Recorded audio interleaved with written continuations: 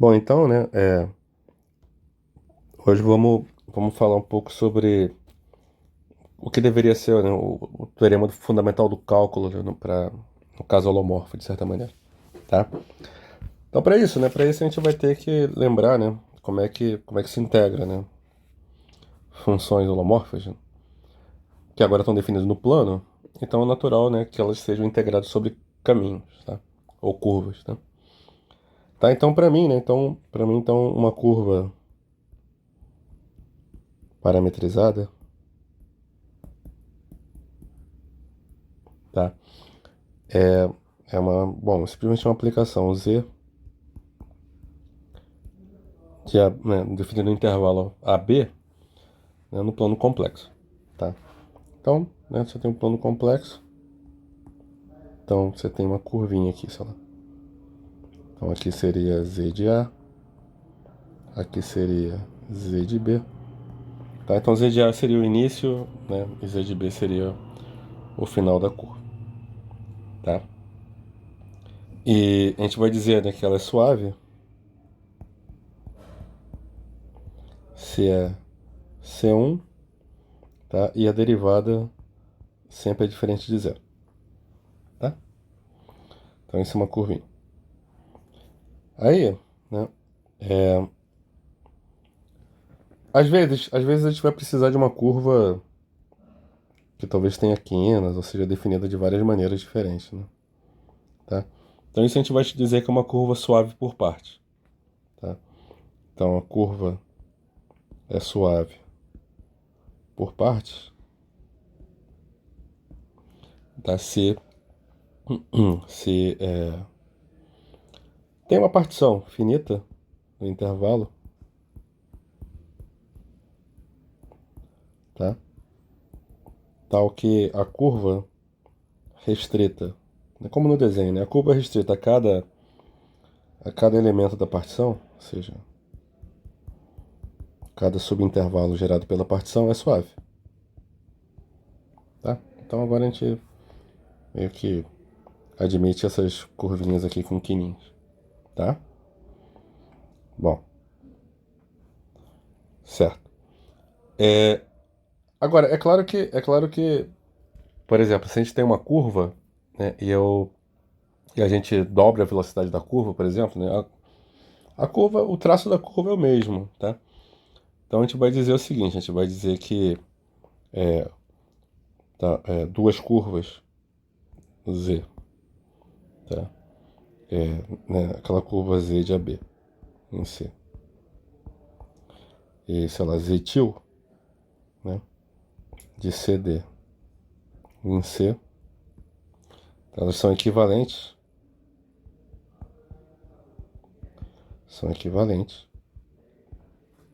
tá? Se tem uma reparametrização da curva que leva uma na outra, né? Ou seja, se existe uma aplicação diferenciável crescente, T,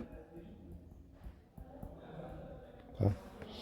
Então, um dif crescente, tal que, sei lá, Z til de S é igual a Z de T de S. Tá? Então isso gera uma classe de equivalência em curvas, tá? E aí uma classe de equivalência é a curva que eu quero, tá bom? E aí o que acontece, né? Então, por exemplo, se eu tenho uma curvinha assim, Z, né? Que vai, digamos, para frente, assim, tipo, né, nessa direção da setinha, tá? Então eu vou fazer, né, a gente pode criar a outra curvinha, tá? Que vai na direção contrária, tá? Então isso a gente vai chamar de Z menos, tá? Então Z menos, ou seja, a curva contrária, tá? Vai ser dado por essa reparametrização. Tá? É bem simples de ver que a imagem da curva é a mesma, só troca a orientação, tá? A curva vai ser fechada, tá? Se o ponto final for igual ao ponto inicial, tá? Então, então a gente tem então a noção de uma curva, tá? A gente pode ver alguns exemplos, né? Então, exemplinhos razoáveis, né? Então, deixa eu botar só dois, um exemplo. A gente pode ter um círculo, né? Vou colocar assim, né? Então, um círculo de centro Z0 e raio Rzinho, tá? É uma curva fechada, tá? Aqui, opa, aqui ficou meio feio. Aqui é 2π, né? Tá? Tá, então esse é o círculo positivo, tá? Com orientação positiva.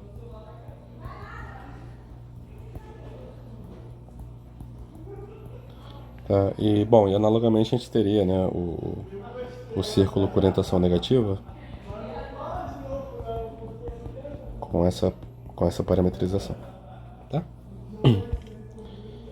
Né? E aí, uma vez que a gente tem isso, né, então a gente pode agora definir a integral, né, a integral de uma função contínua, por exemplo, tá? Sobre uma curva. Talvez, vamos definir direitinho, né? Então, definição. Então vamos supor que a gente tem uma função, né, f definindo um certo aberto contínua, pelo menos, tá? E vamos supor que a gente tem gama, uma curva, tá? Então a integral da curva sobre gama vai ser por definição a seguinte: vai pegar qualquer parametrização dela, tá?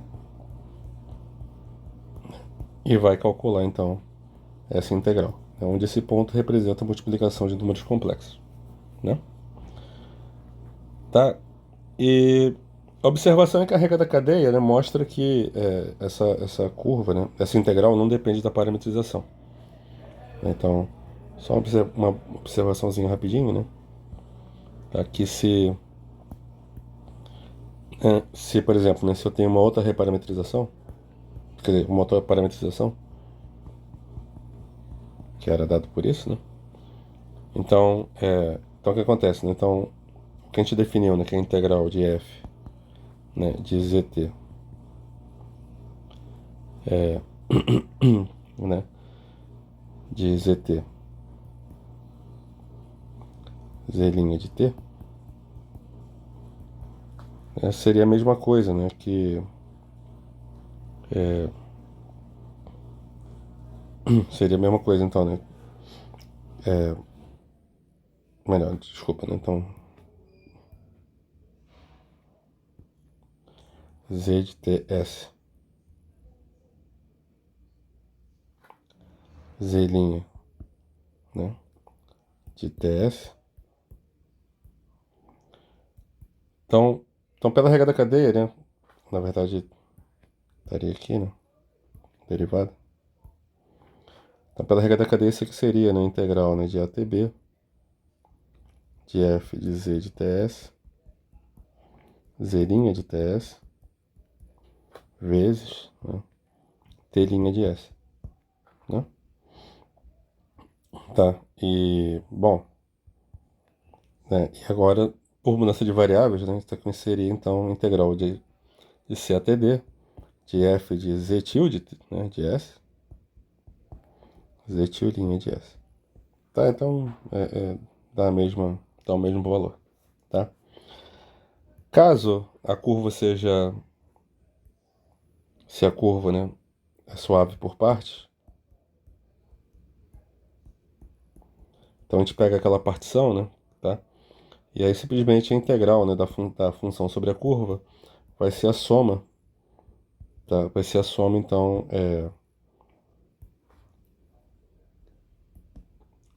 das integrais, né, em cada pedacinho da partição. Tá? Então aqui seria zero, né? Vai ter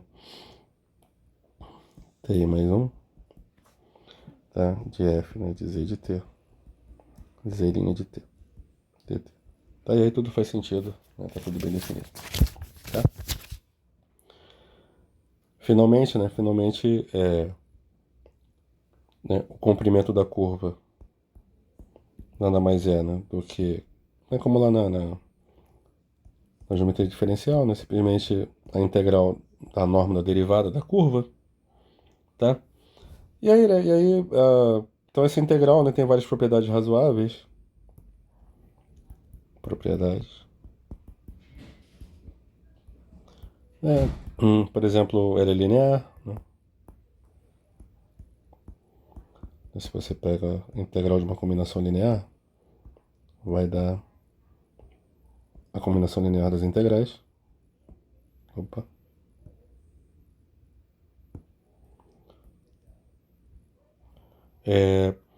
Por exemplo, né, se você troca o sinal da curva, então você troca o sinal da integral. Ou seja, se você pega, né, a curva no sentido contrário, né? E simplesmente você tem uma estimativa que a gente vai usar bastante, né? Que o módulo da integral, né, de uma curva é sempre dominado, né, pelo supremo, né, da função sobre a curva vezes o comprimento da curva, tá? É o supremo do módulo da função, sobre os pontos da curva vezes o comprimento da curva, tá? E o teorema fundamental do cálculo, né? Então, só lembrando, né? Então, a gente vai dizer que uma função f grande é uma primitiva, tá? Então, a funçãozinha f pequeno, definida no mesmo domínio, se, bom, a gente vai pedir que a f é holomorfa, tá? E que a derivada da f grande, né, seja fzinho, tá? Então, bem comum no cálculo, né? Tá bem clássico. Tá? E o teorema, né, fundamental do cálculo, talvez assim, vamos chamar assim, né? É que se a fzinha é contínua e tem primitiva,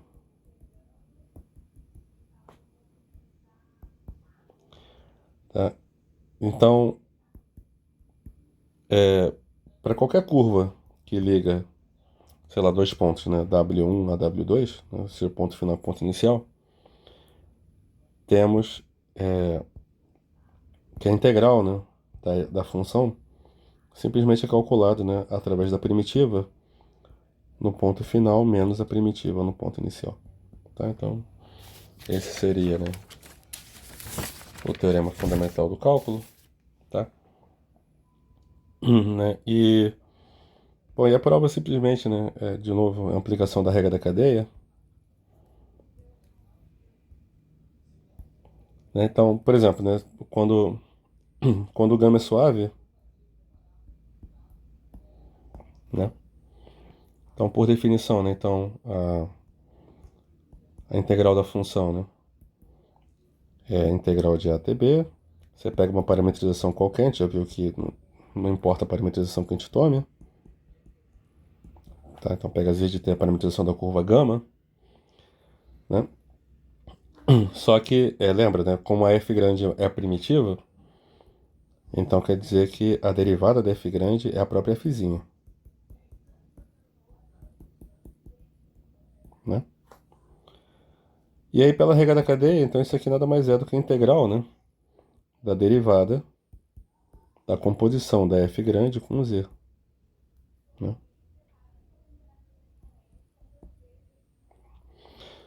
E, bom, e aí, né, então, pelo termo fundamental do cálculo clássico, né, então isso aqui vai ser a f de z em b menos f de z em a, só que, né, o ponto final, né, zb, né, é o w2 e o ponto, né, inicial, né, z de a é o w1. Tá? Então isso termina a prova no caso suave. E no caso, assim, no caso geral, né, que é suave por partes, simplesmente, né, usa o primeiro caso em cada elemento da partição. Então você vai ter, então, uma soma telescópica, né,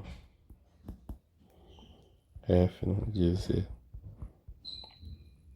tk mais 1 menos f de z tk. E aí vai somar e subtrair, então no final das contas vai aparecer de novo o f de zb menos o f de z. Tá? Bem simplesinho. Em particular, né? Em particular, né? Corolário, né? Então, se além disso a curva gama é fechada, né?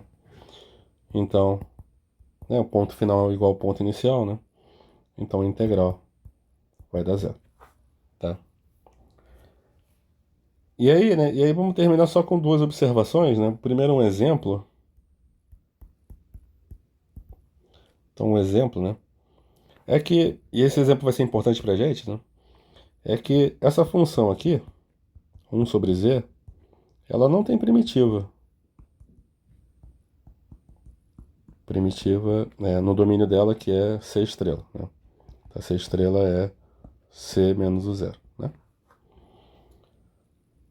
Por quê? Porque se eu pego, por exemplo, né, o círculo de raio 1 e centro zero, né?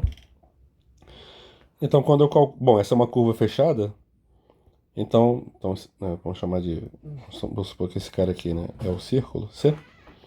Então, essa é uma curva fechada, só que pela definição, né, da integral, né, isso aqui seria a integral de 0 até 2π, de 1 sobre z de t, né, que seria e na it, vezes a derivada, né, de z de t, que é i e na it, tá? E isso aqui dá 2πi, que não é zero. Então ela não pode ter primitiva. Se tivesse primitiva, né, o teorema dizia que tinha que dar zero. Tá? Então a gente tem essa observação que vai ser interessante para a gente depois.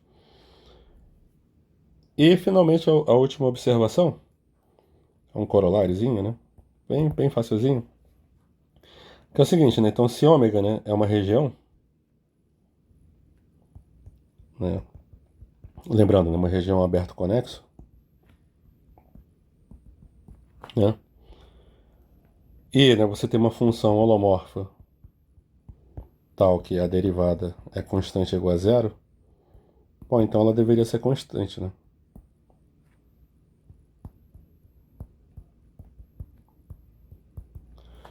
Bom, isso sai facilzinho, né? Porque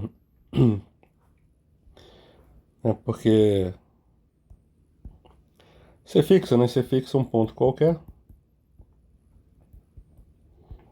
pega um outro ponto também qualquer. Então, como você tem um aberto conexo, então você sabe que existe, né, uma curva gama que liga W0 a W em ômega. E como a função f é holomorfa, por hipótese, né?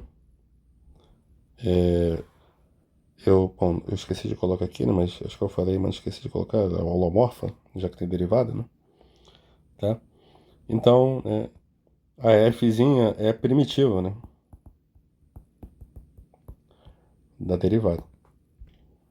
Então, pelo que a gente viu, né? Então por um lado, né? Por um lado, bom, como a derivada é zero, então a integral sobre a curva é zero, só que pelo teorema fundamental do cálculo, né? Isso aqui é a diferença da primitiva, que é a própria f, né? E isso implica, então, que ela é constante, tá? Então, então a gente tem essas observações. E o ponto, né? O ponto, então, é que a gente vai focar no seguinte, né? Nesse teorema, né, a gente pede que a primitiva seja holomorfa, né? Então a pergunta é, se eu supuser, né, que a fzinha é holomorfa, será que eu consigo construir uma primitiva para ela? Né? Pelo que a gente viu aqui nesse exemplo, não, né? Porque essa função 1 sobre z é holomorfa em C estrela. E ela não tem primitiva. Então precisa de alguma coisa, talvez, no domínio, tá? Alguma informação extra do domínio da função, sei lá. Tá? Isso a gente vai abordar depois.